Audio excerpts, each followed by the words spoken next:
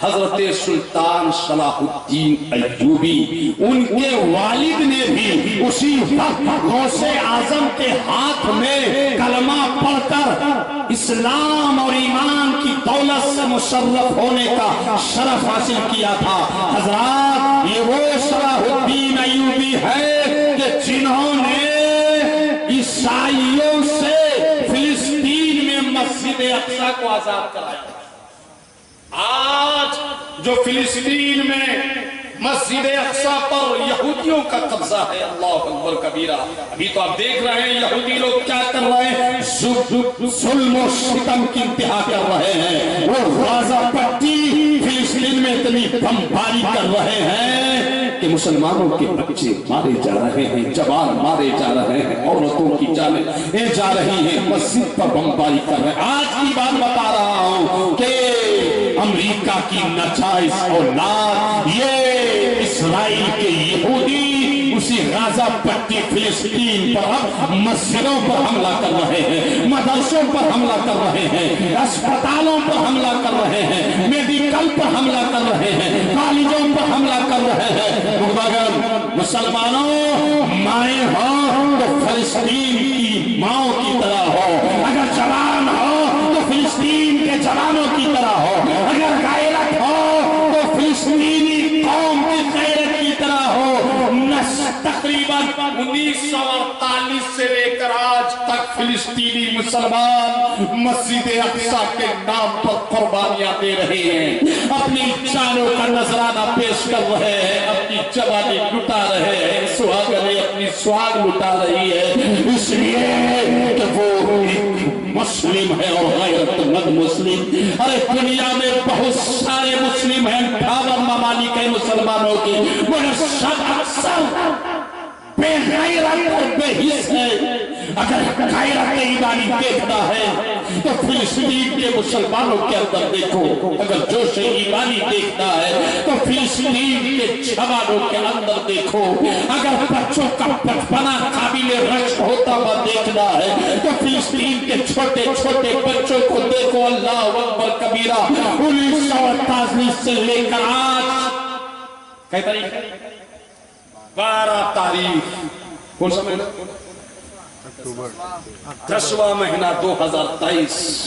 آج بھی حملے ہو رہے ہیں فلسطین میں، مگر وہاں کی مائیں کہہ رہی ہیں، وہاں کا باپ کہہ رہا ہے کہ اگر ہمارے بچوں کا بچپنا لٹتا ہے تو لٹ جانے دو، ہمارے جوانوں کی جوانی لٹتی ہے تو لٹ جانے دو، اگر ہم لوگوں کی جانوں کی ضرورت پڑی تو وہاں کی عورتیں کہہ رہی ہیں کہ ہم اپنی جانیں دے دیں گے مگر مسجد اقصی کو آزاد کرا کے رہیں گے۔ یہ فلسطین جو نبیوں کی زمین ہے، رسولوں کی زمین ہے، جہاں بڑے بڑے پیغمبروں نے اپنی زندگی گزاری ہے، جہاں بڑے بڑے پیغمبروں کی درسگاہیں تھی، جہاں بڑے بڑے پیغمبروں کے باز اور نصیحت کا سلسلہ چلتا تھا، اس فلسطین کی زمین کو یہودیت کی ناپاکی سے پاک کرنے کے لیے اور مسجد اقصی کی آزادی کے لیے فلسطین کے بچے، جوان، بوڑھے، مرد، عورت سب سر پہ کفن باندھ چکے ہیں۔ مسلمانوں، تم انڈیا میں ہو، مانا کہ تم کوئی خاص مدد نہیں کر سکتے، مگر اللہ کی قسم دعا مسلمانوں کا بہت بڑا ہتھیار ہے، دعا مسلمانوں کا بہت بڑا اسلحہ ہے۔ نمازوں میں اور خاص کر فرض نمازوں میں فلسطین کے بچوں کے لیے، جوانوں کے لیے، بوڑھوں کے لیے، مرد و عورت کے لیے، فلسطین کی زمین کے لیے، مسجد اقصی کی آزادی کے لیے دعائیں کرو، رو رو کر دعائیں کرو، کچھ فلسطینی مسلمانوں کے لیے صدقہ کرو، کچھ خیرات کرو کہ اللہ غیب سے فلسطینی مسلمانوں کی فتح، کامیابی، اقبال مند کی ظفر مندی کا کوئی انتظام فرما دے، اور فلسطین کے بچے اور جوان جنہوں نے مسجد اقصی کی آزادی کے لیے اپنے سر پہ کفن باندھ لیا ہے وہ کامیاب ہو جائے۔ یاد رکھو، اسرائیل جو ہے یہودی، یہ زمین، روئے زمین کی سب سے ناپاک قوم ہے، سب سے ظالم قوم ہے، سب سے جابر قوم کا نام یہودی ہے، سب سے بدتمیز قوم کا نام یہودی ہے، سب سے سرکش قوم کا نام یہودی ہے، سب سے جابر قوم کا نام یہودی ہے۔ اللہ کی سب سے زیادہ نافرمانی کرنے والی قوم نام یہودی ہے، قرآن نے جس کو غیر المغضوب کہا ہے اس کا نام یہودی ہے، کئی بار جس کی نسلوں کو ختم کر دیا گیا ہے اس کا نام یہودی ہے، قرآن میں جس پر لعنت آیا ہے اس کا نام یہودی ہے، کئی بار جس کا صفحہ ہستی سے خاتمہ ہو گیا ہے اس کا نام یہودی ہے۔ اسی ظالم و جابر، شریر اور بدناس اور شرکش قوم کا مقابلہ کون کر رہے ہیں؟ فلسطین کے نہتے مسلمان، کمزور مسلمان، بے بس مسلمان، مگر اللہ کی قسم فلسطین کے مسلمانوں نے ثابت کر دیا ہے کہ اگر ایمان مضبوط ہو تو دنیا کی سب سے بدترین قوم کا مقابلہ نہتے بھی کیا جا سکتا۔ سبحان اللہ۔ حضرات، یہ ایسی ظالم و جابر قوم ہے یہودیت، اور قرآن و حدیث میں اس کا ذکر بار بار آیا، سب سے زیادہ اللہ کی نافرمانی کرنے والی قوم ہے۔ یہاں تک کہ ہٹلر نے پوری دنیا کے 3/3 یہودیوں کا قتل عام کر دیا، 3/3 یہودیوں، اور 1/3 جو بچے اس کو پانی کے جہاز میں بیٹھا کر ملک بدر کر دیا۔ یہی بھوکے ننگے لچے یہودی پوری دنیا کے سامنے ہاتھ جوڑتے تھے کہ ہمیں کوئی پناہ دے دو، ہمیں کوئی پناہ دے دو، ہمیں کوئی پناہ دے دو۔ دنیا کے کسی ملک نے اس یہودیت کو اپنی سرزمین پر اترنے نہیں دیا، ان یہودیوں کو اپنے ہاں پناہ نہیں دیا، پناہ دیا، ان پر رحم کھایا، ترس کھایا تو اہل فلسطین نے ترس کھایا، ان کی غربت پر، آل زار پر، ان کے قتل عام پر اہل فلسطین کے مسلمانوں میں رحم کھا کر اپنی زمین دی، اپنا ملک دیا، اپنا گھر دیا، کھانے کو کھانا دیا، پینے کو پانی دیا، رہنے کو اپنی زمین دی۔ اور پھر جب انہیں زمین رہنے کو مل گئی تو پوری دنیا کے یہودیوں نے سازش کر کے فلسطین کو قبضہ کرنا چالو کیا، آہستہ آہستہ آہستہ آہستہ 3/3 فلسطین پر یہودی قابض ہوئے۔ جس طرح تمہارے بھارت میں انگریز پہلے آئے تھے، بزنس کے نام سے بھیک مانگ کر تھوڑی سی زمین لی، اور پھر دیکھتے ہی دیکھتے پورے بھارت پر انگریزوں نے قبضہ کر لیا۔ پھر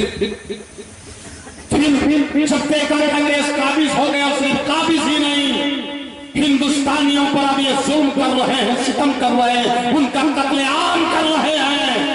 تب علامہ فضل حق خیر آبادی نے، مفتی صدر الدین آزردہ جیسے علماء اہل سنت نے انگریزوں کے خلاف جہاد کا فتویٰ دیا، اور جب جہاد کا فتویٰ دیا تو ہندوستانی انگریزوں کے خلاف سپارہ ہو گئے۔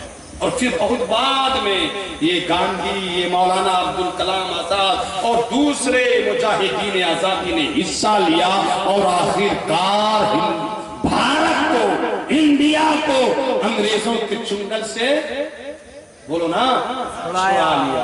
بتاؤ، انگریزوں کو جو بھارت سے بھگایا، جو بھارت سے کھدیڑا، اس کے خلاف جو فتویٰ جاری کیا، اچھا کیا یا خراب؟ ارے زور سے بولو نا، اس کے انگریزوں کے خلاف فتویٰ دینے والے کو کیا کہو گے؟ زور سے بولو، اچھا بولو نا، کیا بولو گے؟ انگریزوں سے لڑنے والے کو کیا بولو گے؟ اسی طرح بھی فلسطین کے مسلمان جو اپنے ملک کی آزادی کے لیے، فلسطین کی زمین کی آزادی کے لیے، مسجد اقصی کی آزادی کے لیے یہودیوں سے جنگ کر رہے ہیں، اچھا کر رہے ہیں یا خراب؟ اچھا کر رہے ہیں، اچھا کر رہے نا۔